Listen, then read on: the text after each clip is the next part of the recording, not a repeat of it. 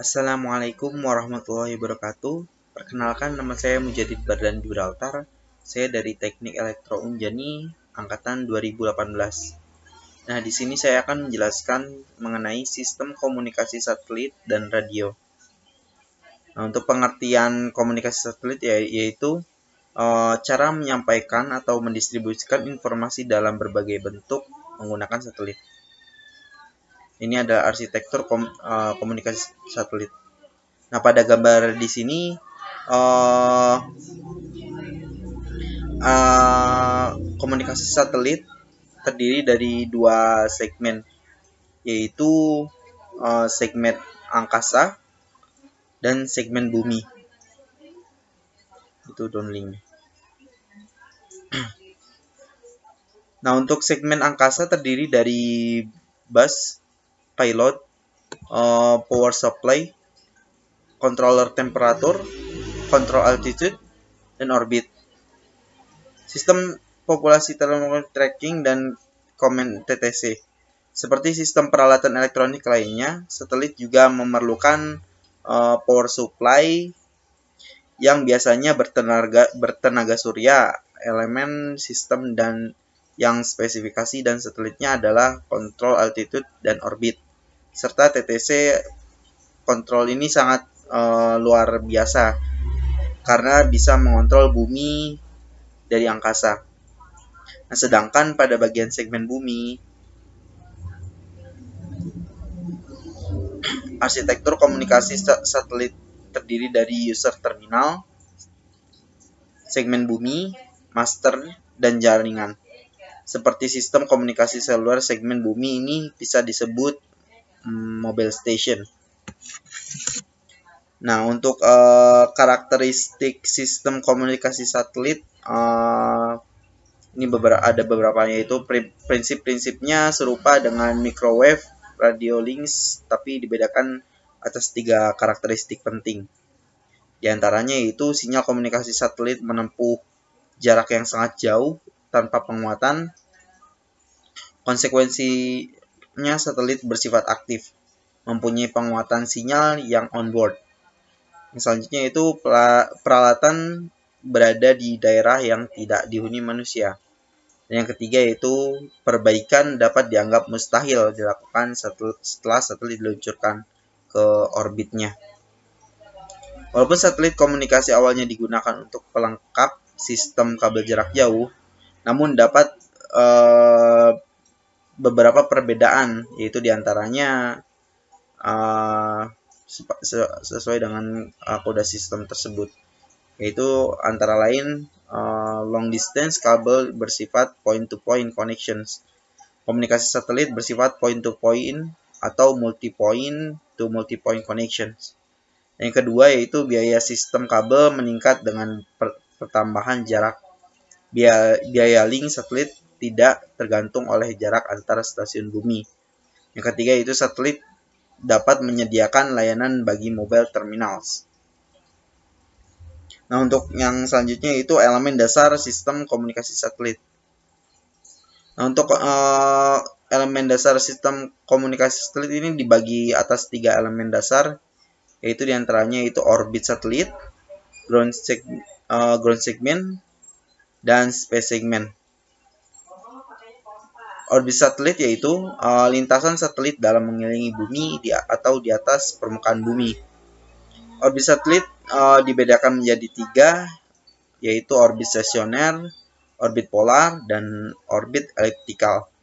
Nah, orbit stasioner sendiri yaitu memiliki 3, yaitu orbit Leo, MEO, dan GEO.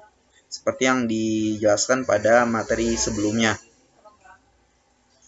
Nah, untuk orbit polar sendiri yaitu satelit yang mempunyai iklinasi atau penyimpangan sebesar dari orbit geostasioner.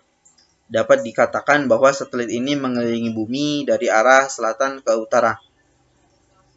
Untuk orbit elliptikal, satelit yang berbentuk elips dalam mengitari bumi dengan bentuk orbit yang elips, itu agak lonjong seperti itu posisinya. tersebut maka akan menghasilkan jarak yang tidak sama pada setiap posisi dengan permukaan bumi. Yang selanjutnya itu ground segment.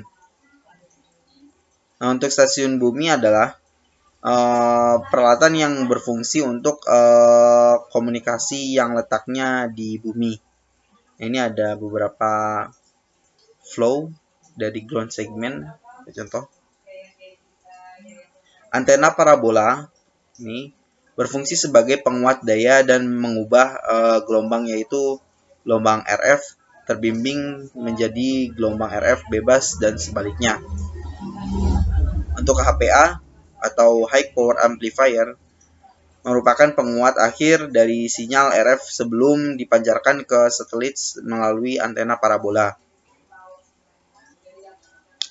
Nah, itu yang selanjutnya LNA atau Low Noise Amplifier yang merupakan suatu penguat pada arah terima yang berfungsi untuk memperkuat sinyal yang diterima dari antena parabola. Yang selanjutnya itu up-down converter. Nah, ini tuntutan dari perangkat aktif.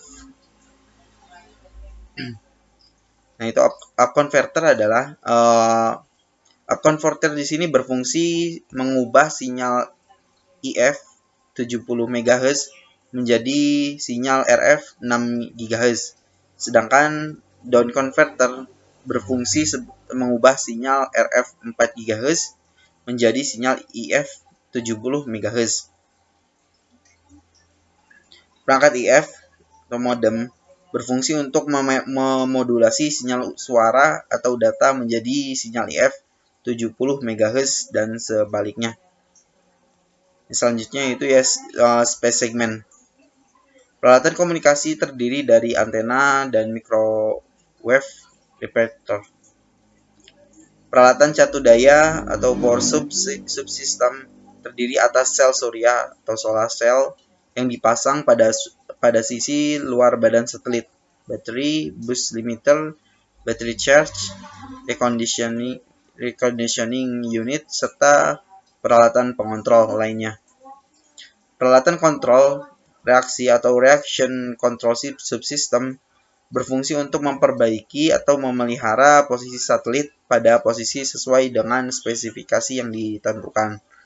Selanjutnya itu peralatan komando dan telemetry.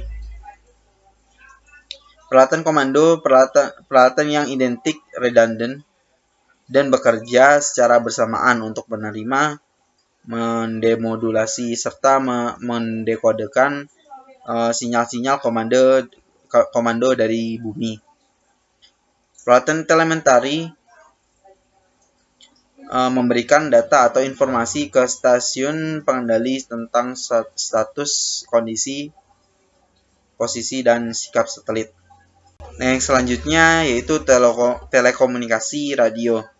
Komunikasi radio yang dimaksud adalah komunikasi tanpa kabel yang memanfaatkan udara atau ruang hampa, free space, sebagai media transmisi untuk perambatan gelombang radio atau yang bertindak sebagai pembawa sinyal informasi. Keuntungan dan kerugian telekomunikasi radio. Nah, keuntungannya bisa menjangkau daerah yang cukup luas. Yang kedua, itu tidak diperlukan pemasangan kabel yang rumit.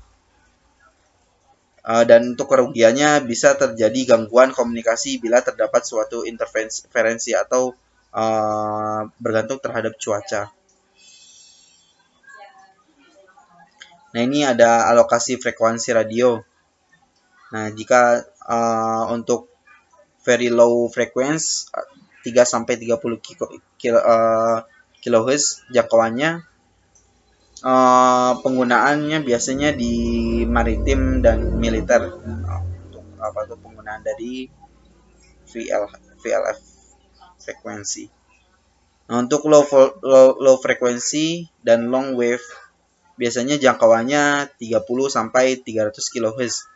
Dan penggunaannya yaitu untuk aeronautika, navigasi, GPS, radio transoceanic. Untuk bidang frekuensi MF atau medium frekuensi, dan MW medium wave. Biasanya jangkauannya yaitu 300 sampai 3000 kHz. Biasanya penggunanya untuk siaran AM. Untuk bidang frekuensi HF dan SW atau HF high frequency dan SW yaitu short wave, jangkauannya biasanya 3 sampai 30 MHz. Yaitu penggunaannya biasanya untuk radio CB atau radio amatir. Nah, untuk very high frequency biasanya jangkauannya yaitu 30 sampai 300 MHz. Nah, penggunaannya untuk radio bergerak seperti yang ada di mobil, TV VHF, siaran FM, aeronautika. Dan untuk UHF yaitu ultra high frequency, biasanya jangkauannya yaitu 300 sampai 3000 MHz. Dan untuk penggunaannya biasanya di TV UHF, satelit, radio bergerak. Jangkauannya lebih jauh. Dan untuk frekuensi SHF atau super high frequency, untuk jangkauannya 3 sampai 30 GHz. Biasanya digunakan untuk relay radio gel atau mikro. Untuk sinyal frekuensi EHF atau extremely high frequency, dia jangkauannya bisa sampai 30 sampai 300 GHz. Dan untuk penggunaannya biasanya untuk radio dengan pemandu gelombang. Untuk yang selanjutnya itu propagasi gelombang radio. Nah, gelombang radio dapat merambat melalui berbagai media, di antara lain yaitu padat, cair, dan udara. Propagasi gelombang radio terdiri dari gelombang langsung, gelombang pantulan tanah, dan gelombang permukaan tanah. Untuk antena dalam komunikasi gelombang radio yaitu untuk daerah frekuensi lebih dari 30 MHz. Antena yang sering digunakan dalam komunikasi gelombang radio adalah antena VHF dan UHF. Antena VHF atau UHF ini dapat digolongkan menjadi dua jenis, yaitu antena omnidirectional dan antena yang mempunyai pemancaran atau penerima ke suatu arah. Nah, sekian mungkin dari penjelasan dari saya mengenai materi sistem komunikasi satelit dan radio. Mohon maaf bila ada salah kata. Wabillahi taufik wal hidayah. Assalamualaikum warahmatullahi wabarakatuh.